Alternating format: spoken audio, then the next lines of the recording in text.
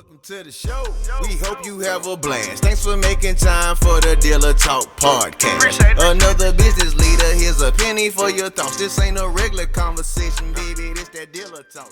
What up? Welcome to another episode of the Dealer Talk Podcast. This is your host, Herb Anderson, and thank you so much for tuning in. I have my very good friend on the program today, Mr. Ryan Gerardi. We're going to have a great conversation.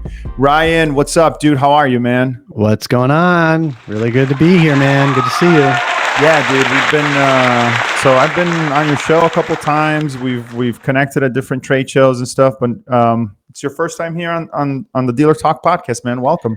I appreciate that. I don't put enough effort into getting onto other people's programs, so I appreciate the invite, and I'm glad to be here.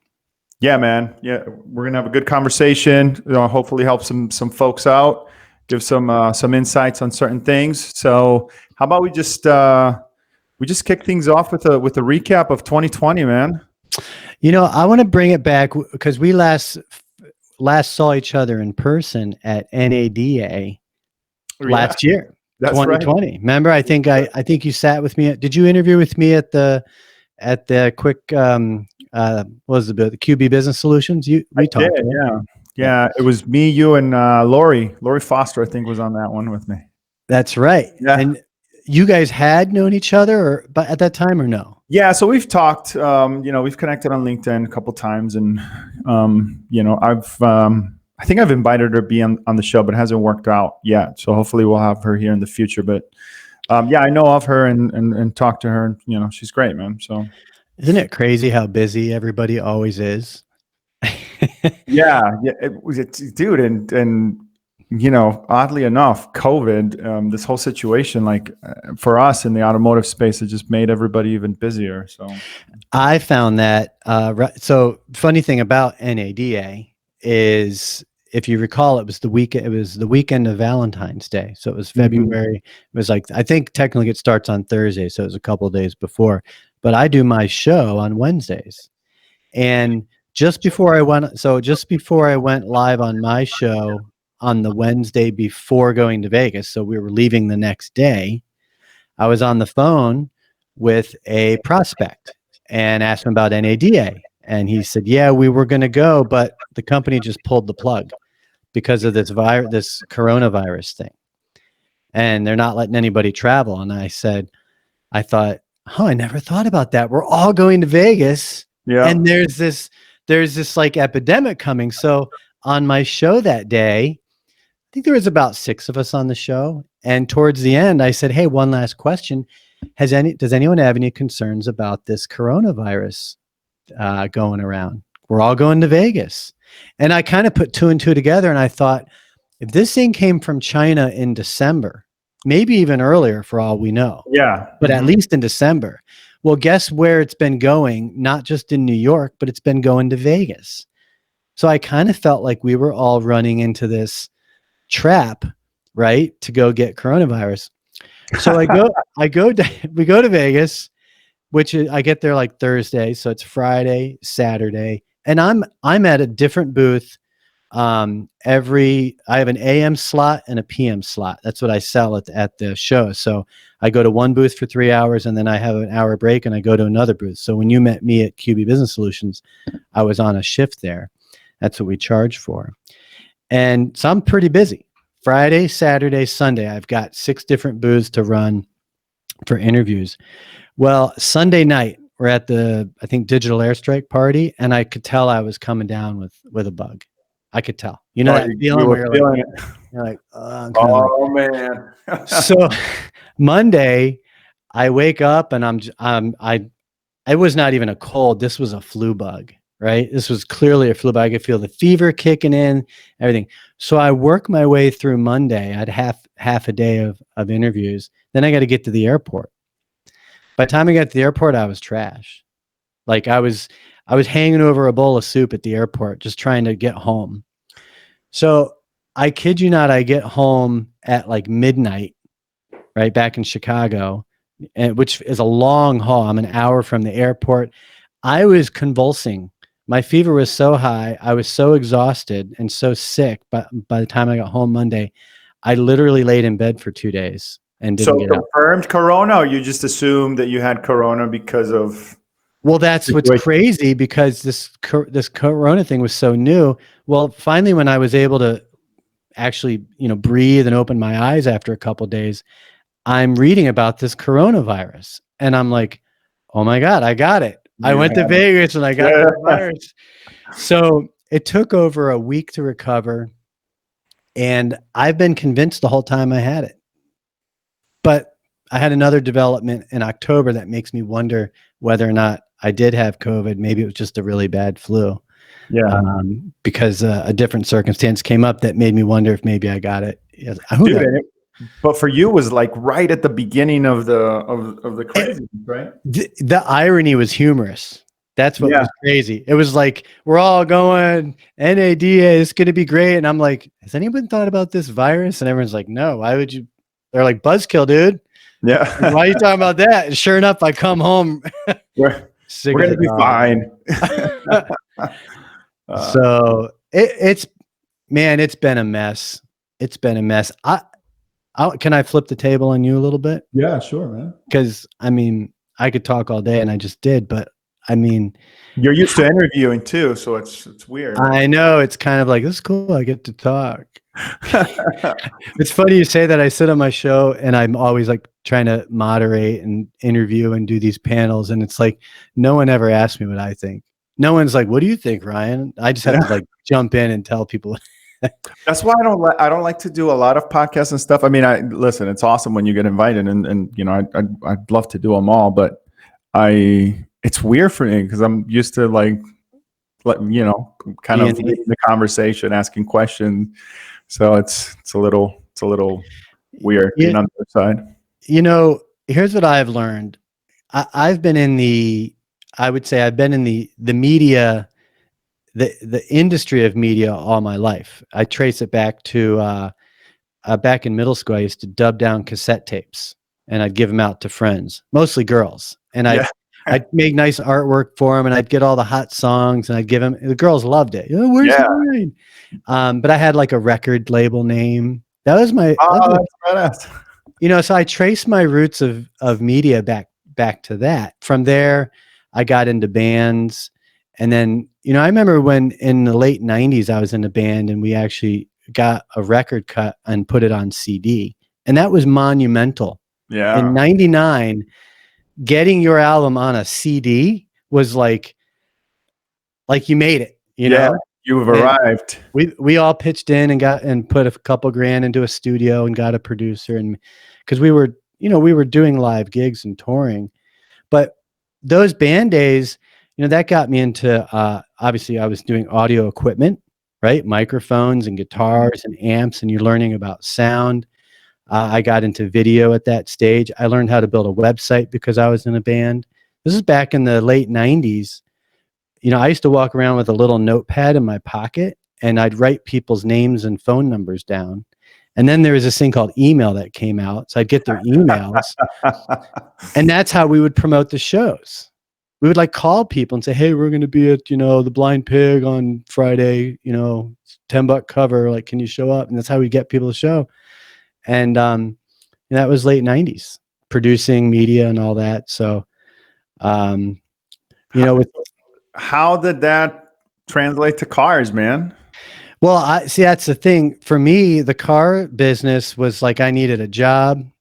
And at the time I wanted to be a web developer, not a designer, but a coder. I was fascinated with coding. And I got a job at this little tiny software company in Pennsylvania called HomeNet. Get out of here. You serious? Yeah. HomeNet. HomeNet. This was 2001. It was just before 9/11. I'd been unemployed for 6 months, and I was applying to jobs, and I was trying to get a programming job, and I'm always applying for stuff I'm not qualified for. This it's a bad habit. But that's good, man. You developed the skill, right? I'm going to share something I don't normally share. I literally applied for a used car manager position last month, right? Just to see what would happen. So I submitted my resume and did a cover letter. The owner calls me.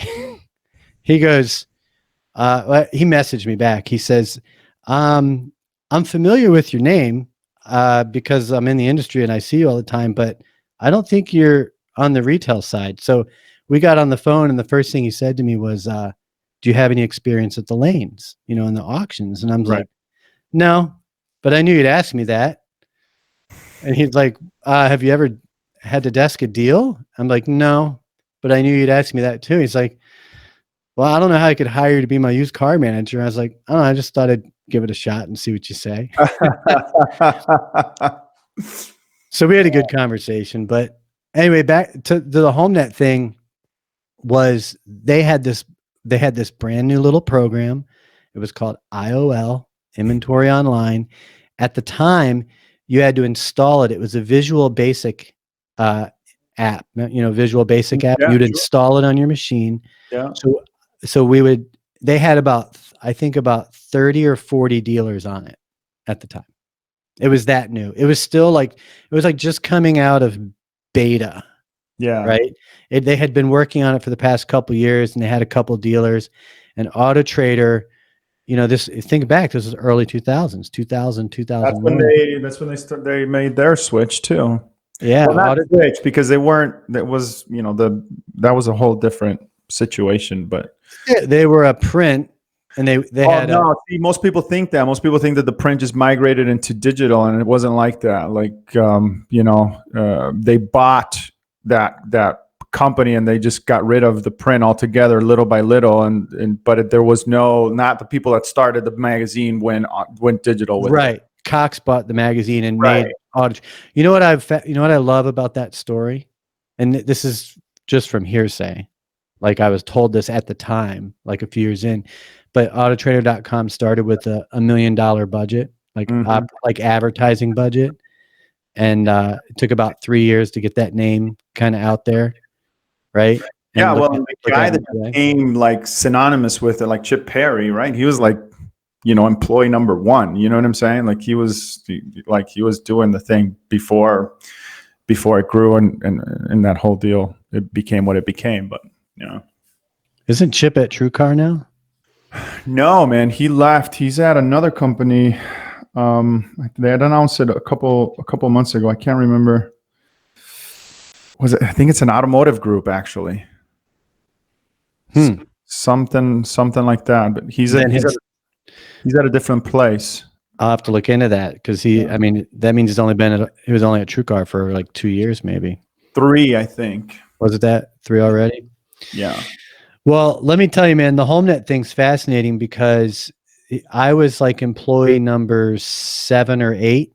Holy man! Wow. And at the time, the core business of the company was local hardware and network IT support, mostly for businesses like real estate, realtors and dealers. That's why we.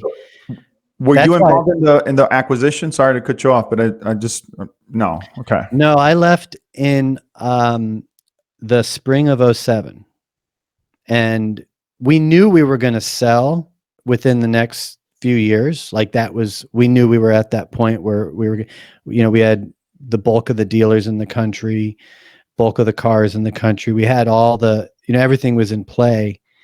In fact, Jesse, the owner, was just like, "Why are you leaving? Like, we're about to get paid out." And I'm just like, "Nah, I'm going to go do my own thing." And that's when I got into business for myself back in 2007. Yeah. Walked away. Probably could have had my millions, but I didn't. I walked away. You got to do what, you got to follow your intuition, man. Sometimes that's the only thing that we have. Sometimes it's the only thing that matters. And you can't obviously undo, right? We can't undo the sure. past. Yeah. So there's no point in regretting it.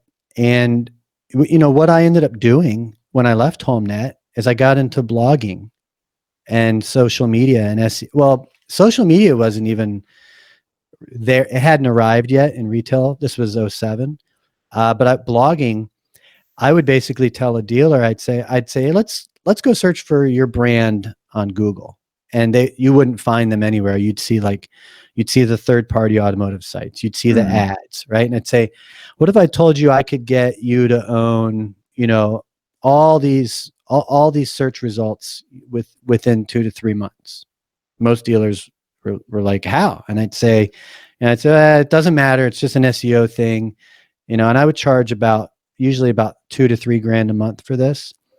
And I would launch 3 blogs, or I had a whole network of blogs. Every dealer, sometimes I created a new blog, and then sometimes I would just add them to that blog. But I would do an article on each blog every day for every dealer. Wow. And I wasn't personally writing that. I had partnered with a writing, like a writing service provider. Mm-hmm. But at the heyday of that, after about 1.5 years, I remember this. I was spending between 8 and 10 grand a month on articles. That's what I was paying out to get all this done. And we had, I think, close to 40-ish dealers on the blog network. But the reality was I could have them dominating search within 2 to 3 weeks. Well, yeah, I mean, blogging still works for dealers, especially on the local level. The problem is dealers that have blogs, they don't update them, and they don't write. Back then, they didn't even really know they were getting blogs. Like, I did it all behind the scenes. We called it RSS marketing. That was a term we gave it. It was basically just linking a keyword to the dealer's landing page and having both sides optimized. That doesn't work the way we did it then would not work anymore. No, but I'm just talking about in the sense of having content, right? Like Google has a high priority on content for relevancy. So if you're constantly writing things, especially at a local level with your name and your city and those sorts of things, like it helps a lot, man. It helps boost a lot, especially because if you think about it, if you're doing it, you do it consistently, you have words, maybe you're linking from other places, or you're that sort of thing, and your competitors aren't doing that, or they have blogs that are outdated. It just helps you kind of rise. So, well, I shouldn't say always. I got into blogging in 2006, and at the time I was COO at HomeNet. At the time, we had about 50 employees. And I remember it was the summer of 2006, and I was reading the Michigan Alumni Magazine. I was like back at my folks or something for the weekend. And are you from Michigan, dude? Yeah, my family's there, and my stepdad got his master's there. We're big Michigan Wolverines fans. Oh, me too, man. Are you? Yeah, man. I'm from Dearborn. Go blue, man! Man. That's awesome. I see. All this time I didn't even know that. That's badass. That is crazy. Dearborn. Yes, sir. Yeah. Well, I lived on the west of Ann Arbor, which in a small town called Chelsea. You've probably heard of Chelsea. Yeah. Oh, yeah, for sure. And as a teenager, you didn't need to go any further east than Ann Arbor. Like if you grew up in Chelsea, you would go to Ann Arbor. That'd be your hangout spot. So I didn't get to know like Dearborn and the suburbs of Detroit. Yeah, closer. Ann Arbor was as far as I went. Ann Arbor was badass too, man. So I did. I attempted to go to U of M, so I did a semester out there at the Dearborn campus, and then I would go out to the games and stuff in Ann Arbor. But it was, dude, at that, I was younger and in my college years, but I remember going there and just loving that whole experience, man, of being in Ann Arbor, where the college is and all that's happening around that was incredible. It's such a wonderful, wonderful town. I called Ann Arbor home until many years later. I ended up living in Philly, and that's where I got married and had both my kids. And I kind of really came in, that's where I worked at HomeNet. So Philly became my home base for, over time. But Ann Arbor for the longest time was that's what I called home. And it was weird, man. We were there. I was there with my girlfriend just, Halloween. We went out there for a family wedding over Halloween, and the city and the University of Michigan had just basically issued like a stay-at-home order. So It was literally like being in a ghost town. Literally, you walked around the streets and there were other people here and there walking, but everyone was masked up, walking outside. They were masked up. And for the most part, everything was closed. I mean, we found the restaurant that we were there to go to. It's called Knights Inn. It's awesome, by the way. If you've ever been to Knights Inn, awesome restaurant. And they were open, so we were able to go there. But it was weird. It was depressing. Dude, that does sound familiar. I remember this restaurant. I don't know if it's that one, but the food was amazing. But going to the bathroom when you're drinking and stuff was super dangerous because those steps. You are talking about Ashley's. That's Ashley's. Okay, dude. Ashley's Pub. Who does this, man? You're drunk and you go there to eat after you've been partying, and then you got to go down those steps. Well, okay. Ashley's, when you go down there to the bathroom, did you notice there's a bar and a seating area? Yeah. That's where we would play. We would play at Ashley's more than anywhere else back when I was in the band, and we'd play downstairs, and basically they'd give us the room and we would get a piece of the bar tab, and we usually bring like, I don't know, 50, 60 people make it to the gig. I mean, once you got over 30 in that basement, it was packed and sweaty. Yeah. Yeah. That's the bomb, Ashley's. That place, man, like their food was incredible, and you know you're inebriated by the time you get there too, so it it tastes better. The place to go in Ann Arbor at any time is the Fleetwood Diner, and it's a 24/7 diner. It's literally like the size. It actually is a small trailer camper, one of the silver ones from like the 50s. And there's a small grill in there, and it seats about, I don't know, maybe a dozen people, and then they have outdoor. But that's right in the heart of Main Street and Liberty. And when the bars close, then there's like an hour-long line to get to eat at the Fleetwood. Yeah. And the bars close at 2. Ann Arbor's badass, man. Shout out to Ann Arbor. Go Blue. But getting back to blogging, so like, when I got into it at the time, blogging was kind of a taboo. I wouldn't tell dealers I was blogging for them, right? I would just tell them it was search engine optimization and marketing. Yeah. But it was effective. And then social media kind of evolved, and that got me into permission-based marketing. And that's when I started doing these kind of VIP insider programs for dealers. And what we would do is we would do a monthly competition. And so if you signed up, then you got insider access, and then we'd run a game, or we do like a treasure hunt, or we do some sort of game. And then it'd either find something or do something. And then the winner would get a gift card. And then they would come into the dealership to get their gift card. And that's kind of how I got into the whole idea of permission marketing and using social media and email to create a alternative experience for dealers and their customers. What about these days, man? Like, tell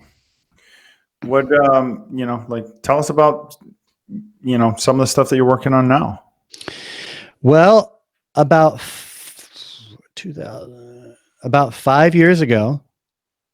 So interestingly, when I was telling you about the whole reward coupon thing, when I was trying to do research, because I was doing it all manually, I was trying to do it all through bots and stuff, and I started researching, and I found this company called Hook Logic, and Hook Logic had this.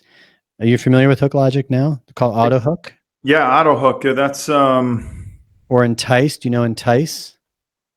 No, AutoHook, but that's Urban Science. No, it's Urban Science. But do you know the story behind that? Oh, that's an important story because all right. So Hook Logic, when you go to, I'll use Expedia as a good example. If you go to Expedia and you want to book travel, and let's say you try to bail out, right? Or you're just being indecisive, all of a sudden it says, hey, book now and get a $50 gift card to Amazon or whatever, right? It's usually a $25, $50 gift card. Hook Logic developed that technology.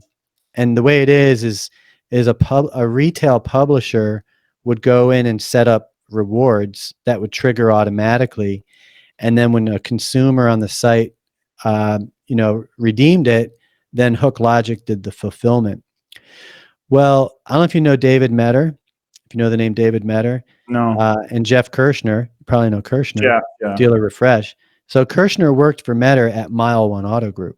This was like late 2000s, so 2009-ish, 10-ish, that kind of area. And they started working with HookLogic to implement the whole, $25 gift card for a test drive. And they spent about 2 years developing that at Mile One. And once they kind of nailed down the formula, they're like, hey, we got something, right? So that Metter kind of led an exposition. I should say he led the funding and got funding for HookLogic. It was about $9 million in funding. And that helped launch the automotive division of HookLogic. And that was right around the time that I was trying to find a solution to do my rewards for my dealers through the blog. And I showed Metter the concept because he and I had known each other a little bit. And I showed him the concept.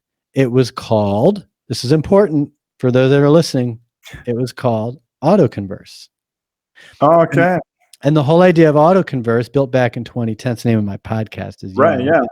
The whole idea of AutoConverse was that we wanted to give consumers a way to interface with dealers about shopping for a car, but where they didn't have to give up their contact information. They didn't have to give up their identity, if that rings a bell. Yeah. So that was the whole concept. I'd spent like a year and a half developing it. Like literally, I had just developed this thing. We made all these markets that were modeled after Craigslist. And the whole idea was you could go to the site and you could go to your market and you could say, I'm interested in a 2010 Tacoma, or, I have a 67 Chevelle I want to trade in, whatever that was. And that request would go out to all the dealers in that market. And then if they wanted to respond, they could, or otherwise they could ignore it. So I showed Metter the concept and he says, no dealer will ever do that. I'm like, why? He's like, it's too complicated. It's too much work. He's like, you'll never get any dealer on board with that. And I said, well, you might be right. And he said, why don't you come work for me? I'm like, what do you mean? He's like, we're launching an automotive division, because he had demoed the HookLogic product for me. He's like, we're going to build an automotive division. Come work for me. So, 3-4 months later, I was living it. I went back from Philly, packed up my family, and we moved back to Ann Arbor, because that's where they were going to launch the automotive team, was out of Ann Arbor. And so I went back to Ann Arbor and worked for HookLogic. And I put Urban Science at that time, or no? Nope. So what happened was, I put AutoConverse on pause. I shut down my business. I was kind of at this stage where I was like, let's go do something else. So I put the whole thing on pause, because he was right. Dude, this was 10 years ago. I mean, there was no way I was going to get this off the ground, not without millions of dollars. So I went and worked for HookLogic, and then we converted the name of the product, the automotive one, to AutoHook. So we changed. So HookLogic was the company. They had their e-commerce package. And you can use HookLogic with any industry, I would assume. Right. HookLogic was the retail product and company. AutoHook was the piece built specifically for dealers. Yeah.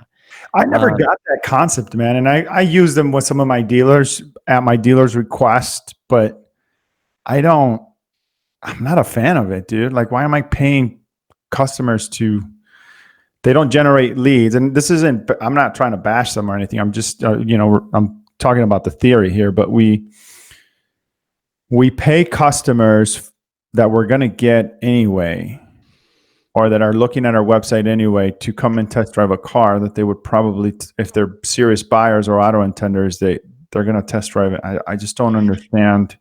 Like, if they were at least generating new traffic, I'd pay for that, but I'm not a fan, I guess.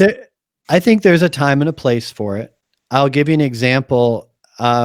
Years ago, I was just at the early stages of going through a divorce, and I had a big 7-passenger SUV. It was a Buick Enclave, and I didn't really want or need a car that big anymore. and I wanted to trade it down and get into something else. And there was a dealer who had something I was interested in, but it was about a 40-mile drive. And I was hesitant. I was like, I don't know if I want to go all the way out there. I know how the game works, blah, blah, blah. And that's when the BDC rep on the phone said, don't worry about it. Come down. We'll cover your gas. We'll give you a $25 gift card just for coming and meeting with us and doing it. And I thought, you know what? If you're going to give me a $25 gift card, I'll do it. It put me over the hump. Did you do the deal there? I did not do the deal because they tried to rip me off. Did you get $25?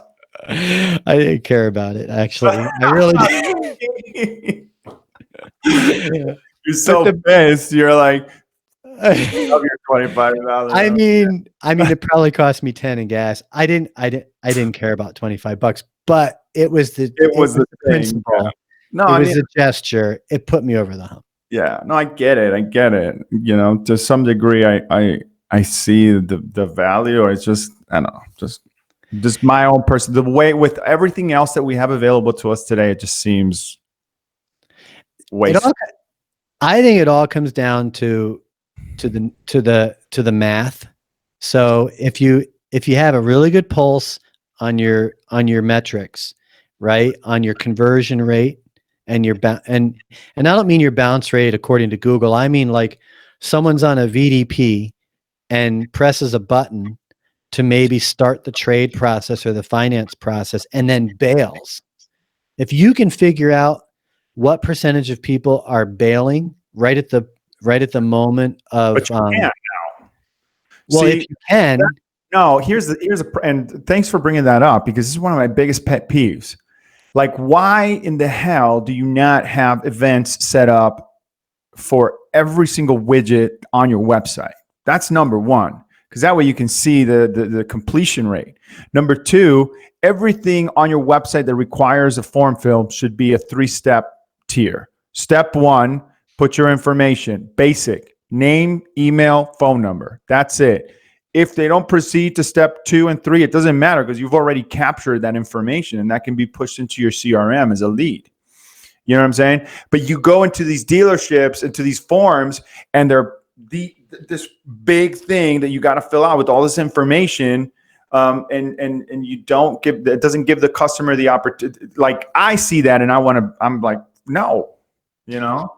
I agree. I think you want to collect and gather information in increments. Yes. Right. And through engagement, you want to gather it that way. But look, technology evolves so fast, and we can't implement new ideas and then work out the kinks. I mean, you can't. I mean, that's time consuming, and there's a little bit of risk. There's loss there. So you do have to hedge your bet on when and where you're going to take that chance. You're going to be the early adopter. I agree, but let me just say this really quick, and I'm gonna plug somebody in here. This company called Run My Lease. Jared Neves, shout out to you, man. Love the work you guys are doing over there.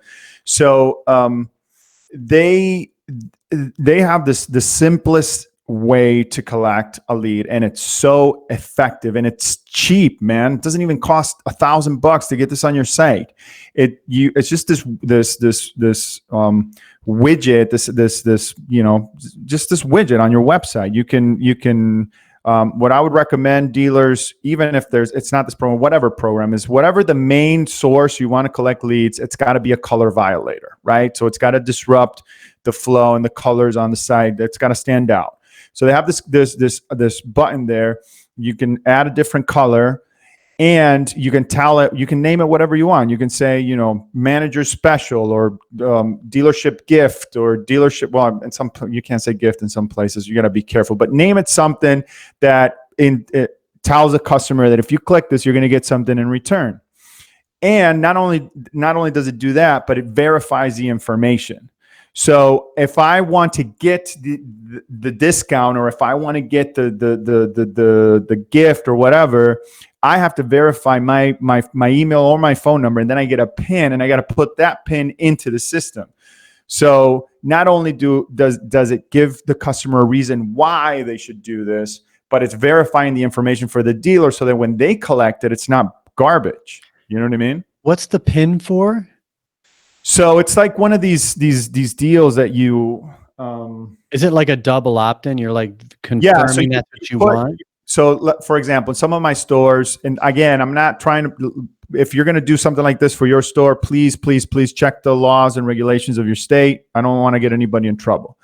But it's for some of the stores that what I put on there is get manager special, get manager special pricing or get manager's gift, depending on whatever the verbiage they want to use. So the customer clicks it. They have to fill this information. They have to choose how they want to be communicated. Well, I want to communicate via email, text, whatever. Whatever they put in there, it needs to be verified. So if it's their phone number, they put their phone number, they get a text with a 4-digit PIN code. Then they have to put that PIN code into, and it all happens instantaneously. They got to put that PIN code into the system to unlock the gift. And once they've unlocked it, it stays unlocked on the site for, I think it's 90 days or 120 days. So they can go within their purchasing cycle and never have to do it again. But me as a dealership, now I've captured that information. It's verified. So I know that customer, I can talk to that human being. You know what I mean? They gave me information that's actually good and they got something in return. They actually got a price that's discounted, or they got a gift. Like some of my dealers will do like $100 towards accessories or $100 towards parts or something to that effect. You know what I mean? I know you mentioned the name of it, but can you repeat it? It's called Run My Lease. Run My Lease. Not familiar with that. I'm going to write that down. So, but there's instances like that where you can do it. It can become really, really effective, and it doesn't have to be this expensive thing. I mean, you're already generating traffic on your website. The problem is that people are not converting. They're not taking actions on your site, and the reason they're not doing that is because you haven't given them a why. You haven't given them a clear why that entices them to do it.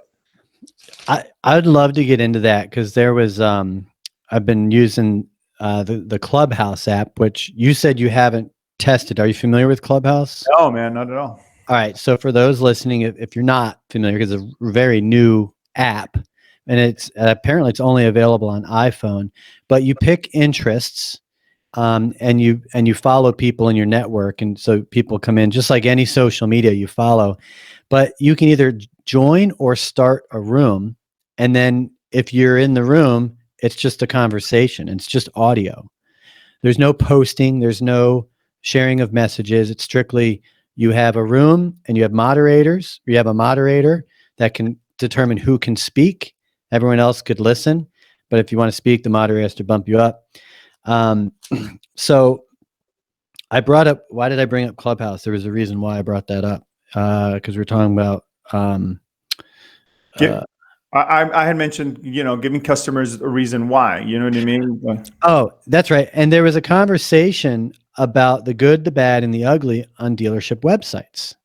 And I went in and listened probably for about 20 minutes, and I knew half the guys in the room, and it was a good conversation. It was starting to float everywhere. But what I consistently hear in every conversation when it comes with dealership websites is too many distractions, too many things trying to get your attention, and too many lost opportunities. And I'm scratching my head and asking, why do we keep talking about our dealership websites being too busy, too distracting? Why isn't anyone addressing that problem? Why is it such? Why are we here 20 years later? 20 years later, almost 25. And we're still bashing on dealership websites. There's too much going on. How come? I don't think that that's necessarily the case either, man. I think that all the things that are on dealership websites, all the widgets or whatever, have a purpose. You know what I mean? They have a purpose. You want to the customer gets a car that they like, and then they got to trade. You got to do something with the trade. So you need a widget. If they want to talk to the dealership immediately, you have to have a click to call button there to make it convenient for the customer to connect. If you are offering some sort of promotion or something, you have to have something there that says, here's the incentive price for this. If the customer doesn't want to call, but they want to, request additional information, you have to have something that allows the customer to do that. I don't think that the dealers are I don't think that it's overkill like a lot of these conversations happen. I think that the problem is that we don't create that in a laid out format that makes sense. It's like the customer, like when you go to a dealership website, it's the equivalent of you going to the physical experience and having every person from every department hit you up. Hey man, I got the car special over here, dude. Hey, I got the used car over here. I got the service part over there. Nobody's asking the customer, hey, Mr. Customer, how can I help you? What are you here to do? Are you here to buy? Are you here for service? Are you here to browse? Like we don't create that seamless experience, and then we interrupt it by putting all these things that are necessary, but we don't put them in the place where they belong. Like you can't put in the SRP, you can't have all these different things for the customer. They haven't even freaking chosen a car yet. You know? I think you're supporting what I said, is that from a consumer standpoint, there's all these possibilities, and none of them have to do with the other one. You're only on a dealership website for one reason. But what that reason is going to be different for every single person. Right. Yeah. And what the current dealership experience that I see, and I hit a dealership website. I mean, I hit them on a weekly basis, probably like you. I'm always visiting dealers. And to me, it's always the same experience. It's like the same menu bar. And then it's like, there's this chat console. Sometimes there's a second one. Sometimes there's this gaming thing. Then there's all these things. But if you sit there for 3 minutes, it's like this moving target, and you're just bewildered. But they all have a purpose. That's my point. Like they all fit in the experience, in the digital experience. We just have to make it fit in the place where it makes sense, and not just put it all here. Okay. Well, I'm going to capture your information some way or somehow. There's no one way for everybody. There's no way to appease everybody. That's not the goal here. But by the same token, it's like you said, the first thing that we need to do with a shopper from a dealership's website is understand why they're there. Yes. Until that happens, you can't build an experience. Why should anything be there? Right. Why shouldn't it just be a nice visual aesthetic? Oh, this is different. How can I help you? Right. Hello. What brings you here today? Yeah. Maybe there's a button that says, piss off, I don't want to talk to you. Right? Okay. We'll just pop a menu bar up for you. But most people are going to say, I'm here because of this, and that's why I'm here. And then the site should start responding to that as the information is gathered. We have the technology today to do that. Absolutely. And I feel like all I hear people do is talk about it, but we don't have it yet. Yeah. And there's so much talking, and look, I'm culprit too. I'm what do I do every day? I try to get people in a room and talk about this stuff.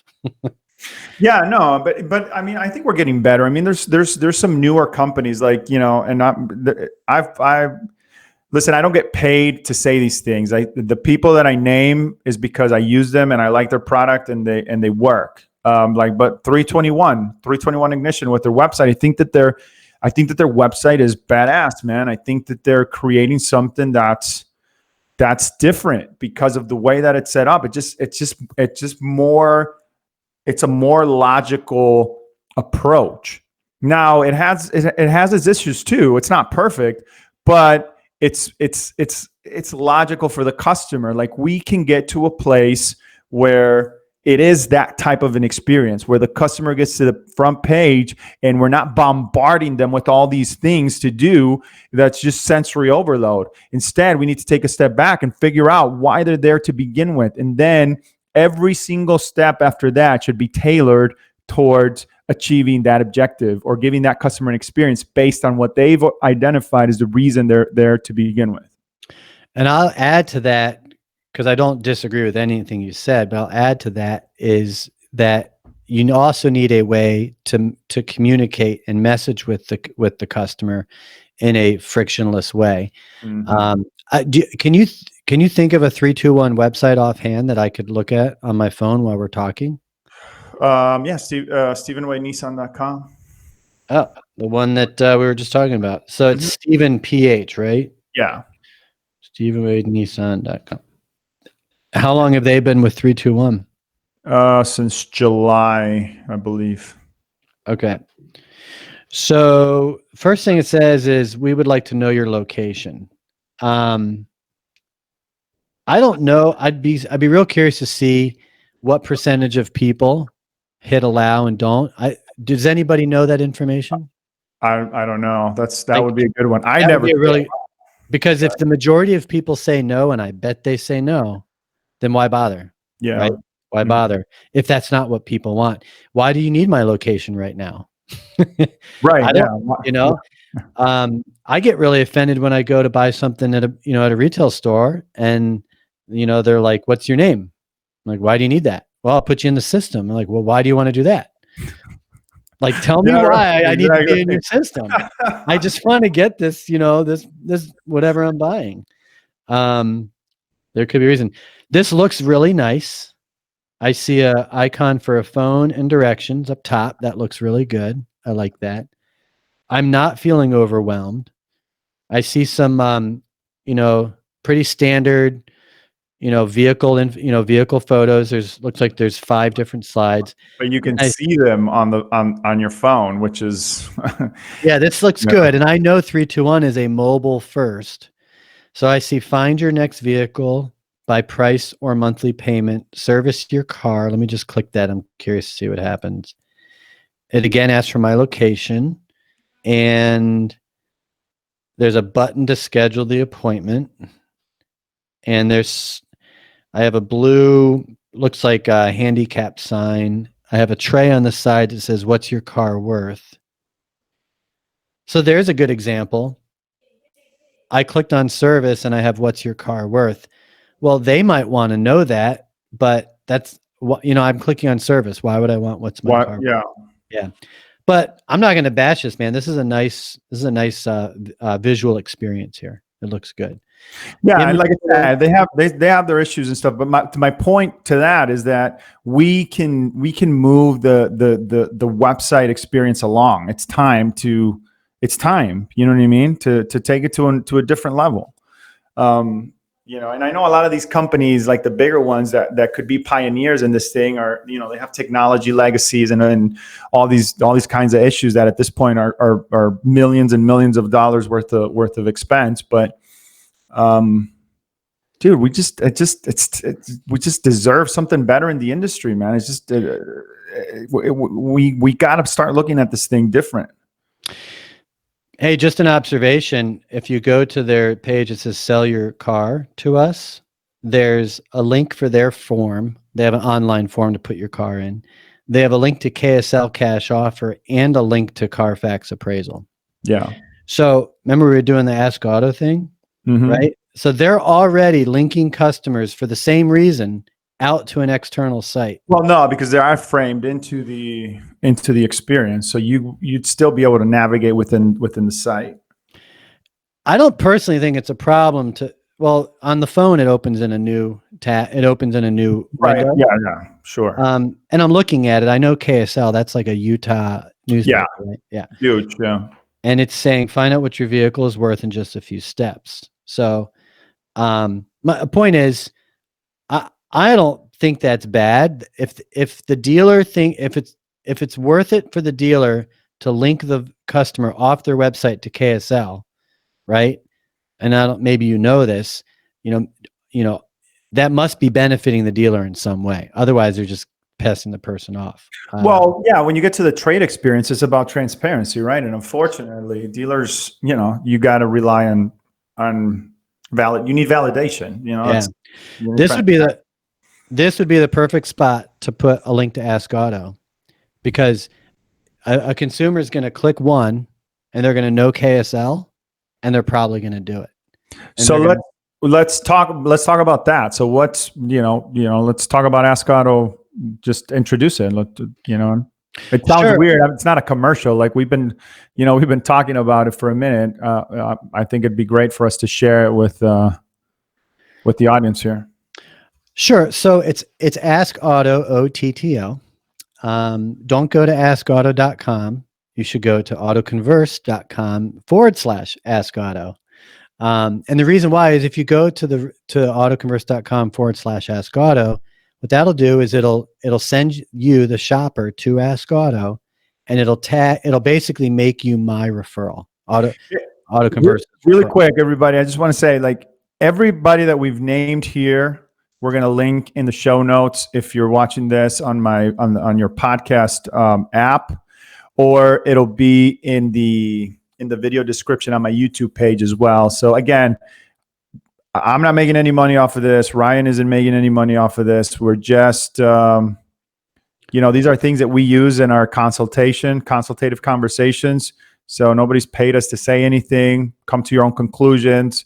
If it's something that fits for you, great. And if it doesn't, then, don't use it.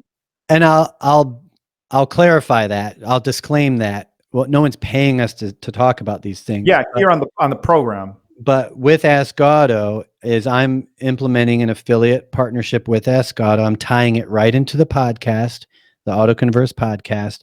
And as you know, Herb, I'm trying to lay out a model that allows Herb and myself to use a tool, to use AskOtto in a way that benefits dealers' bottom line, brings in opportunities, and obviously, there's compensation models in there. So we're working towards that, and I don't.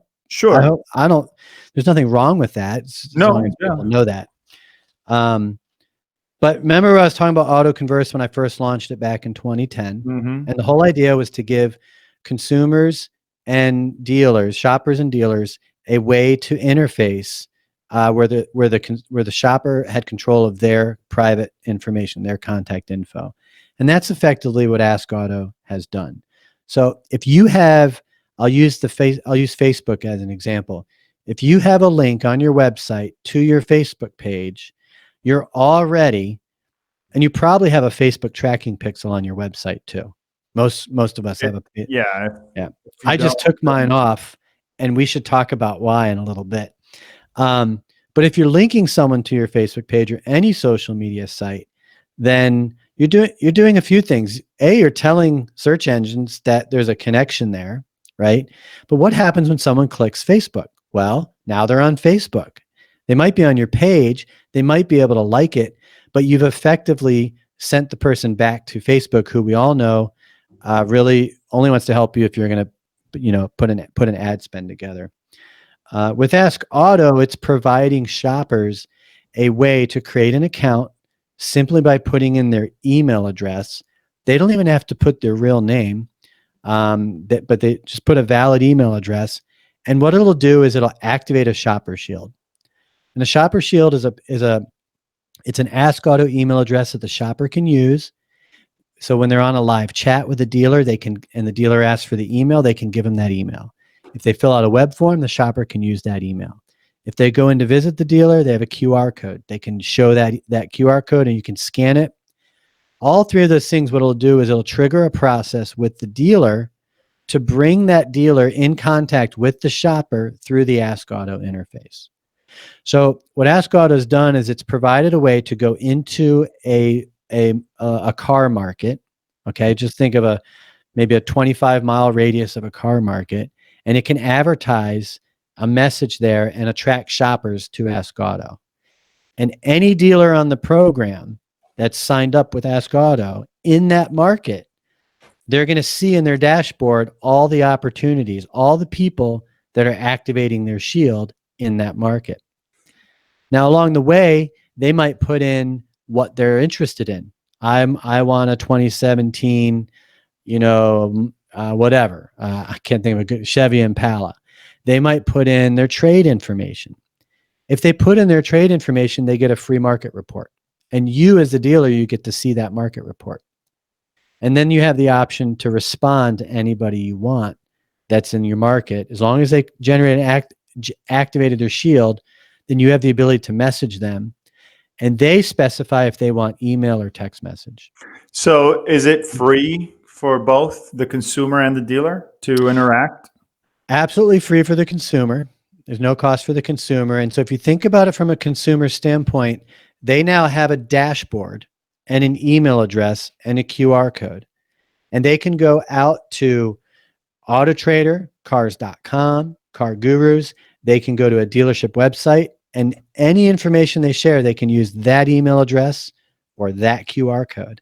And that will trigger the process to bring the dealer back in, where now they can message. And the dealer, all they have to do is they pay a small one-time fee for that shopper. I'm not going to bother saying what that fee is, because who knows, it could change at any time and it could depend on your plan, but they pay a small one-time fee for access to that shopper. So you're choosing as the dealer who you want to initiate a conversation with. Now there's an advertising model on top of that, but I wanted to answer your question about that. So the buyer goes into the system, the dealer has access to it, and then if they decide to communicate, they pay a small fee one time, and then they can communicate with that customer. Exactly. Now they can communicate with that customer. Yeah. Yeah. So it's like buying a lead, from a third party, whatever, dealers pay what, 30, 40, 50 bucks for a lead. You're paying about a $20 fee, and that gives you access to message that shopper. And then if they share their info, then you have their info. Yeah. I mean, it just sucks, dude, that as an industry, you have to resort to those things to get trust from a consumer. I'm so sick of the whole thing, man. Like that, it just, like this Vroom ad that's coming out for the Super Bowl. Like it just like, there's this whole, deal that dealers are mistreating customers or like the ad depicts, like they're actually torturing a human being in the showroom floor. Like what the, yeah. But you know what? As much as advertising can hurt and can speak the truth to some degree, people have great dealership experiences all the time. And that's the one thing that we as an industry can do, that dealers especially can do. And I think the majority of dealers are committed to providing an exceptional experience. I think it's the exception to the norm to find the dealer that's not their interest. Yeah, no, I totally agree. The problem is that's not the perception to the world. That's not the narrative all the time that's out there. Yeah. Sure. Yeah. So going back to AskOtto, so how can, just tell us a little bit more, like how can dealers get to it? I mean, we're going to put links and all that stuff, but why, in your opinion, why me as a dealer, should I do this?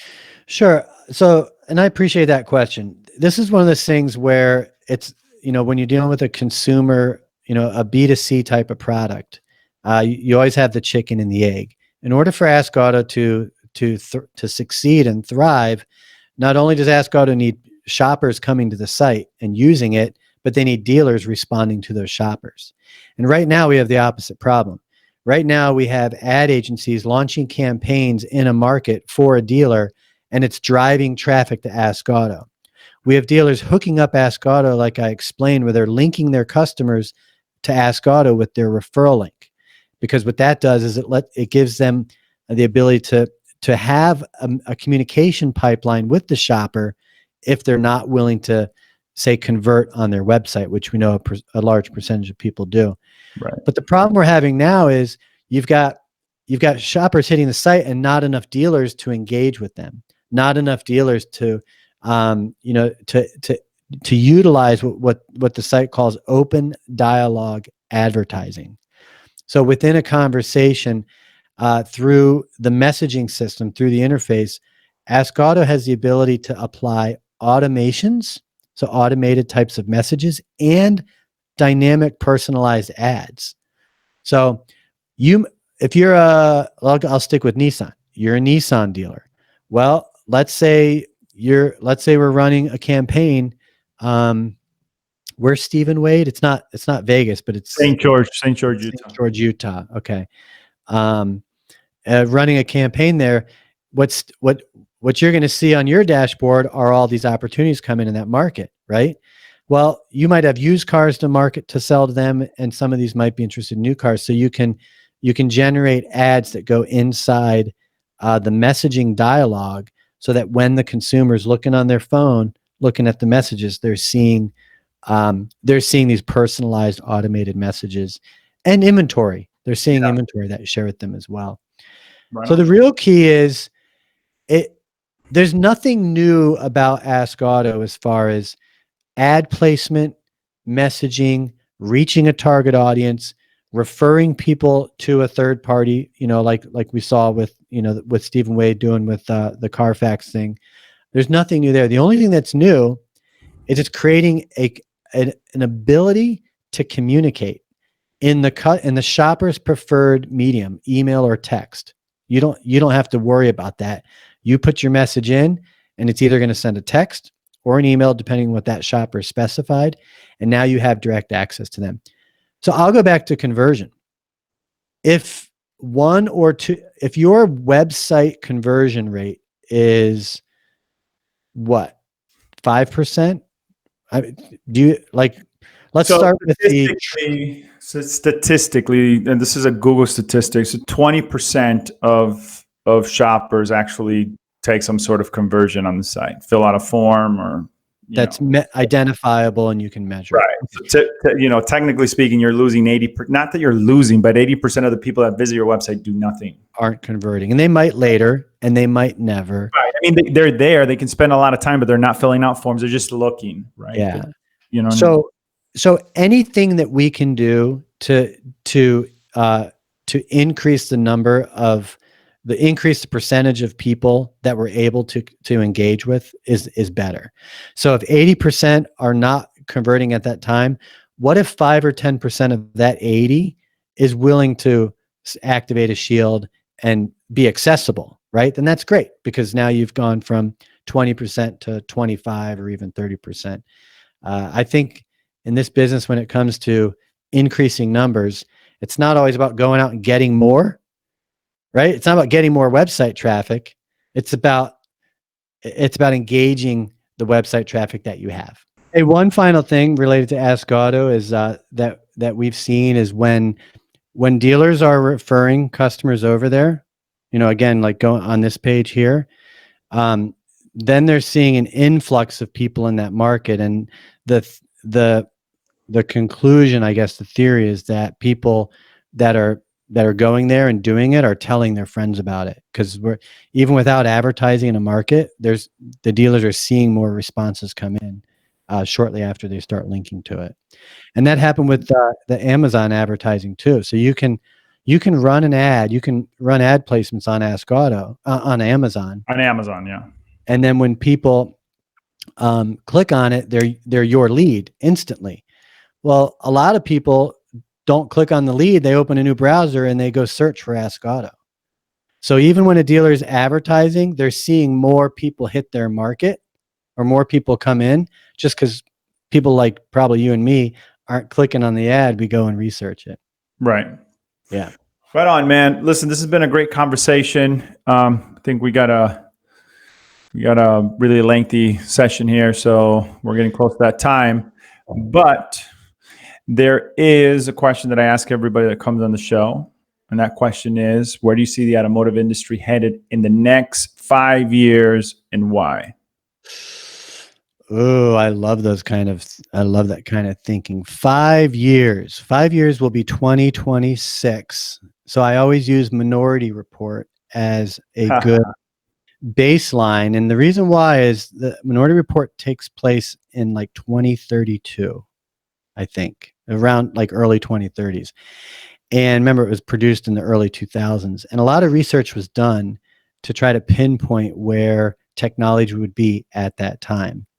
And in the early 2000s, that movie came out that seemed pretty high tech. But now when you watch that movie, you can tell we're right there on the cusp.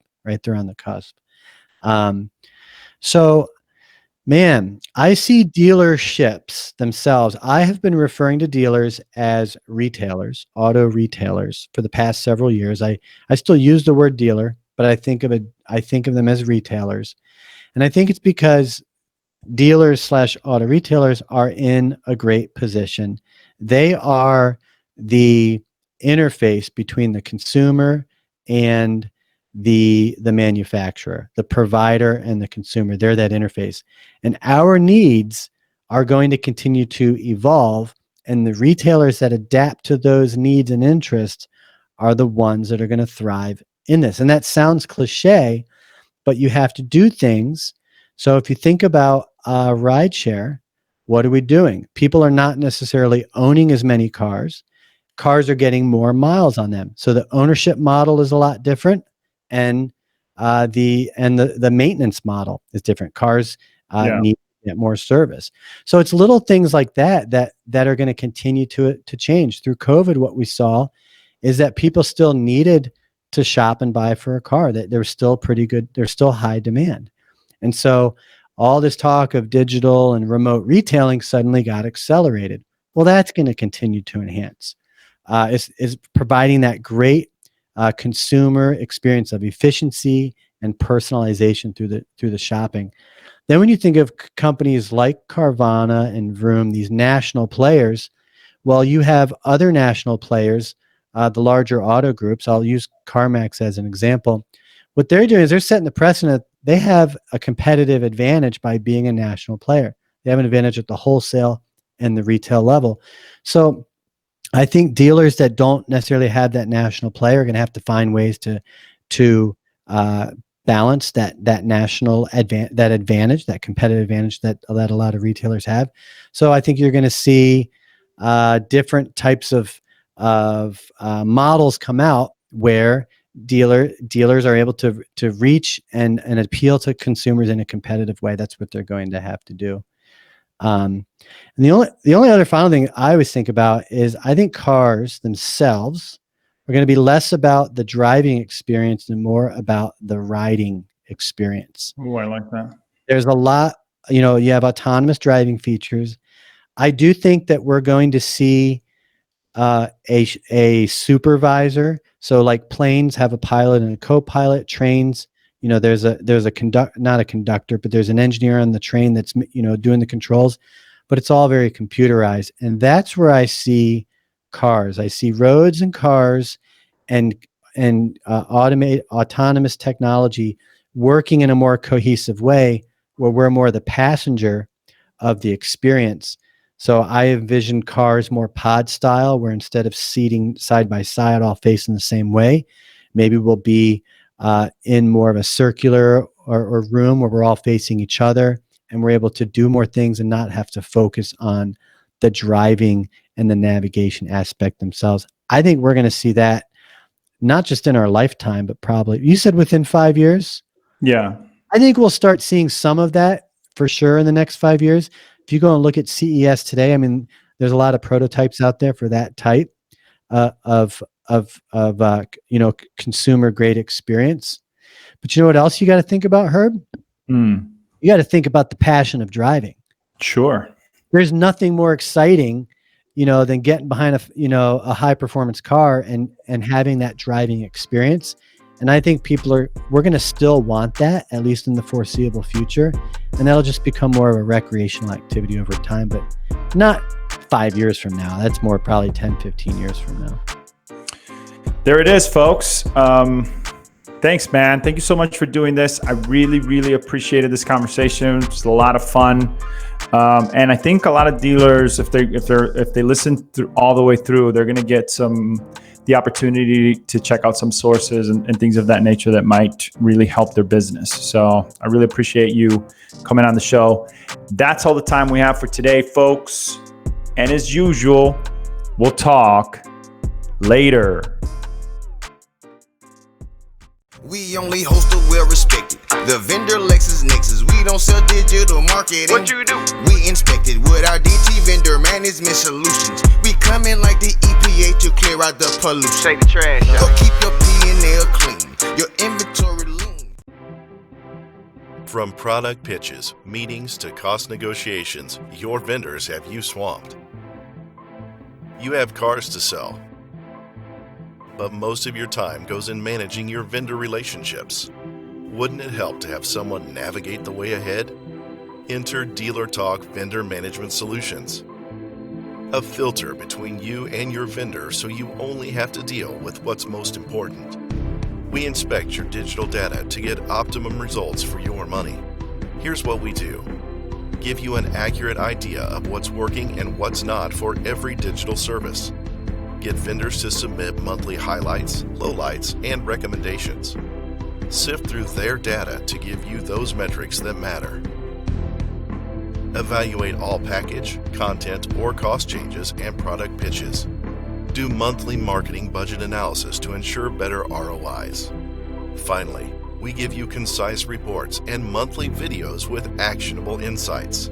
Now, you can focus on what really matters: selling cars. Contact us today, and your first 30 days are free. Let's build your business together.